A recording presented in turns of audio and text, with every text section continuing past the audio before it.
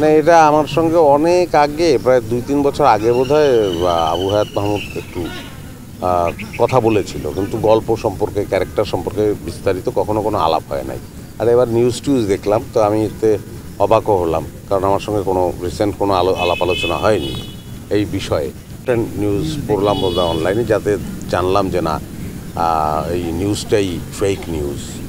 হ্যাঁ, তো এই আপনাদের ক্ষেত্রেও আমি জিজ্ঞাসা বা আপনাদের কাছেই জিজ্ঞেস করতে চাই, একদিন আমার মনে হয় যে আপনাদেরও আমি ইন্টারভিউ নেই, যে ফেক নিউজ কেন হয়, কারা করে, কী লাভ তাতে।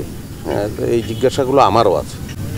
অনেকেই বলছে কালা জাহাঙ্গীরে মোশাররফ করিমকে সরিয়ে শাকিব খানকে আনা হয়েছে, এটা কি আপনার দৃষ্টিগোচর হয়েছে? হ্যাঁ, কিন্তু এ বললো যে এগুলো কোনো বিষয়ই নাই, ওটা বোধহয় আবু হায়াত মাহমুদ একটা পৃথক সিনেমা করছে আলাদা তাকে নিয়ে। আপনার সঙ্গে কোনো কথা হয়েছিল কিনা?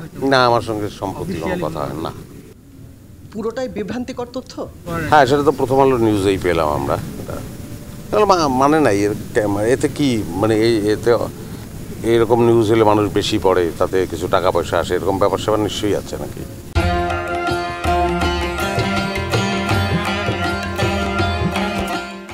না, আমার কাছে মনে হয় যে এইগুলো ভালো লক্ষণ না, এগুলো ঠিক নাই। ফেক নিউজ তৈরি করা, গুজব তৈরি করা, এই প্র্যাকটিসটা আসলে সোসাইটিতে একদমই ভালো না, এটা ঠিক না।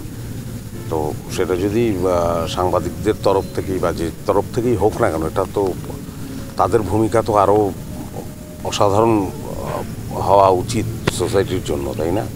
সেক্ষেত্রে একটা ফেক কোনো কিছু লিখে দেওয়া কথা, এইটাই যদি চর্চা হয়ে দাঁড়ায় যে একটা ফেক ঠিক কিছুতেই কিছু মানুষ দেখলো, এখন তো এই দেখলে, অনলাইনে দেখলে সেটা তার উপরে টাকা পয়সা আসে, তো সেই টাকাটা তো খুবই অসৎ টাকা হয়ে গেল আর কি, তাই না? অসৎ উপায়ে উপার্জিত, ঠিক নাই আর কি।